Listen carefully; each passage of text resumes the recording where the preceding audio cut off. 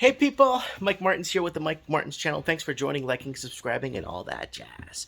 All right, what have I got for you guys today? Well, I got something very important. Just imagine that you need 30% of your income to service your mortgage, to service your overhead of your mortgage. Just your mortgage, not your property tax, not your home insurance, not your car payments. 30% of your income is required to service your mortgage. Heck, you know what? Let's imagine 40% of your income. Well, that's a pretty big chunk of money.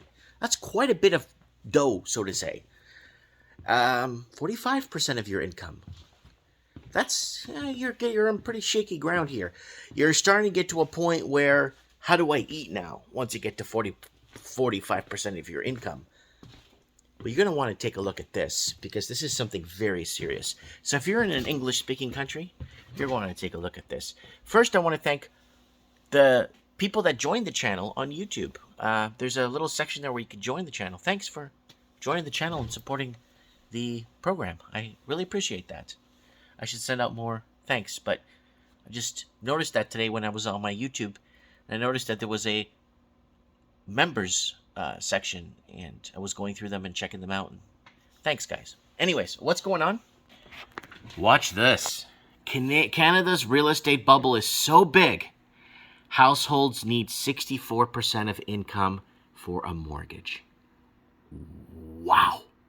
64% of income. And we're not talking about putting down a down payment or anything. We're talking about how much you need to make to service a mortgage. This is coming to us from our friends over at Better Dwelling. Check them out.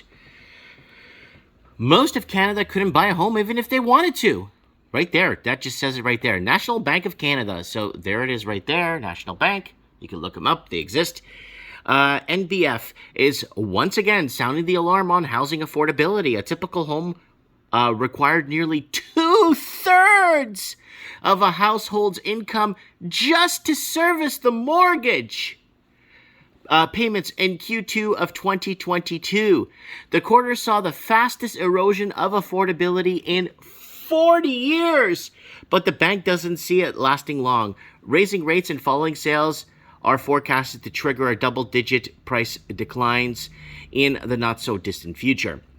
Canadian housing affordability eroded the fastest in 41 years. Now, if you guys go back, I did a video that actually got taken down. Got a video that got taken down where it was about 4.5, 5 years old, where wages haven't been keeping up, or the cost of living, or wages haven't been keeping up with the cost of living in Canada for 40 years. And that was 6, 7 years ago I made that video.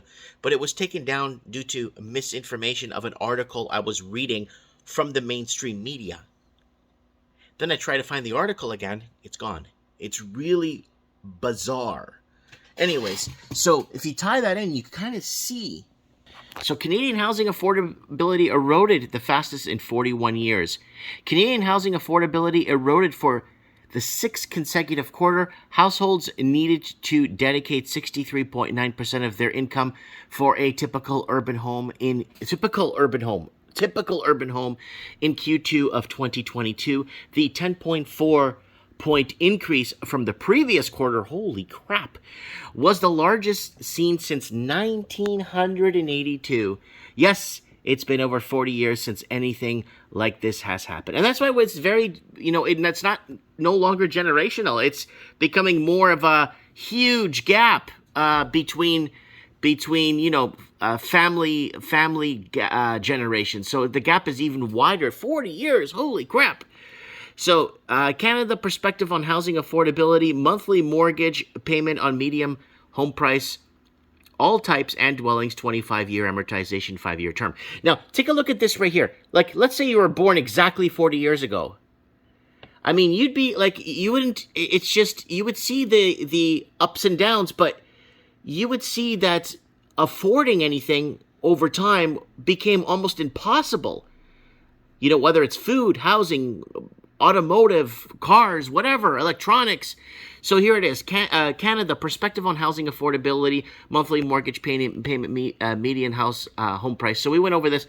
So there it is. There's the dip I was talking about. There's the slight correction you saw there. And there's your percentage of median income. So you didn't need much of an income back in 2000. I mean, you did need an income, but you didn't need, it wasn't going through, it was probably 5 to 7 times your annual, maybe 8 to 9 times your annual income, right? So it was kind of still within means. Then it started getting crazy around here, and then it started getting super crazy, and then now it's just full. This is like 18 to 25 times your annual income here. And then, you know, you look at this and you see how it breaks down over the last decade alone. So rising mortgage rates and high prices are behind the decline of affordability. Does 1982 sound familiar? That's because it was the last time an inflation and housing crisis forced massive rate hikes. Remember that during the Reagan administration, right, guys? We talked about that many times, to cool buying. It also preceded the home price correction that restored the market affordability with higher rates, right? Mortgage rates are the primary driver in this case as well. The bank's benchmark rate for calculating affordability surged 123 BPS in Q2, an increase that hasn't been seen since 1994, right? And you go back to here, you could see it. You could see it in the affordability level. So you go back to 80, they fixed it, and then boom, you go back to normalities. Then you see 84 would be, what was that? Let's say 84 here, yeah. So you could see 94, you could see it right here, and then you see the correction here. And then you go through this nice valley here, and then where things kind of look like they're stabilized. And then boom, after 2005, things went crazy. And then in 2007 and 8, you saw correction in the States, not in Canada. And everything just kept going. And yeah, so there it is right there. So there is Canada's Q2 change in housing affordability in 10 metropolitan areas. So there it is, Toronto, Vancouver. There's the gray represents income. So there it is right there. There's your income. So I'm not exaggerating when I'm saying it costs X amount of yearly income just to get into a basic home, very basic home. So there it is, Victoria, Toronto, Vancouver, Hamilton, and that's Canada's benchmark there. And then there's Ottawa, Montreal. There it is right there, and you could see the deterioration right there. It's just beyond. It's beyond, right? And National Bank expects falling home prices will improve affordability. Of course it will. But what are going to happen to wages? I mean, if inflation, if the food is costing more, and everything is costing a lot more to service, then what's going to happen then? I mean, we're entering a very precarious time. We're entering a very dark winter, this in the Northern Hemisphere. And that's why I'm telling people, prepare for food, prepare your food. And I did a whole video discussing the window. I believe if they're going to do anything to us, or they're going to pull a fast one on us, it's going to be in the winter in the Northern Hemisphere, because that's when they can execute more destruction and mayhem. So I don't want to get too conspiracy theorist on this video, but I want to let you guys know, prepare your food, prepare, because I have a feeling that it's going to get ugly this winter. I may be wrong. Spring will come, and everyone will look at me and laugh, and that's what I hope. What do we talk about here on the channel? Well, here it is. 2 years ago and change, low income can't afford rent in 91% of Canadian cities. So if you were making under, I think it was 58 or 63,000 a year, you couldn't afford rent in 91% of the Canadian cities. Half of Greater Vancouver can't afford a one-bedroom rental 3 years ago. That's longer than 3 years, by the way. Morning coffee with Mike, he can't afford to retire. Over half of Toronto can afford a one-bedroom get out now 3 years ago. In my opinion, Toronto will be a wasteland or an empty shell by 2023. At the rate it's deterioration. Oh my God, it says it here too. They will need to drastically raise taxes to keep the cities operating at a basic minimum. And we talked about they're going to tax us to death. Millennials can't afford to buy a home in cities where they were born and raised in 5 years ago. Well, let me see what I said here. Millennials can't afford to get into the property market in the cities they were born and raised in. Wages have not kept up with prices in over 11 years now, blah, blah, blah.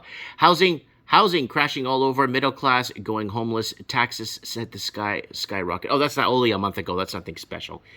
Seattle housing, the fight for your life. Okay, let's see what we have. First-time home buyer loans, disaster ahead, forcing people who can't afford to pay it back 5 years ago. So there it is right there. I just kind of wanted to throw this out there. A third of Canadians have no retirement savings. Middle class can't afford food. Food Bank noticed increase of working poor. Says it's a transportation issue 2 years ago before the you-know-what. Man commutes 4 hours a day for housing. 4 hours a day commuting to afford a house. So there it is right there. And then we talked about this the other day. Middle class now turns to dollar store. Someone asked me to make a video of this. I already made a video 4 years ago. Turns to dollar store as wages not keeping up with inflation. And yeah, we're just looking at homes in Florida and the southern United States, and what Canadians would dream to have to raise their families and take care and expand their family lineage and a place they could call their own.